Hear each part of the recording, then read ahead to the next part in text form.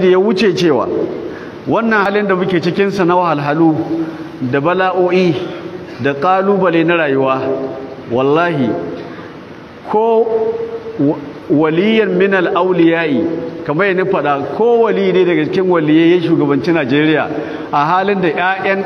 ƙasar suke kai na sa'a ma Allah da bijirewa wallahi ba zai iya gyara ba kuma ina muku rantsuwa da Allah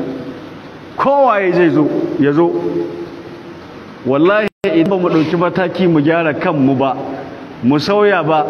mu bi Allah ba mu kwatanta gaskiya ba mu rike amana ba mu daina zalunci mu daina zubar da jini mu daina sihiri mu daina ainihin tsafi mu daina ainihin makirci mu daina cin amana junanmu idan ba mu daina wa'ina abuwa babu shugaban ƙasar da zo ya gyara mu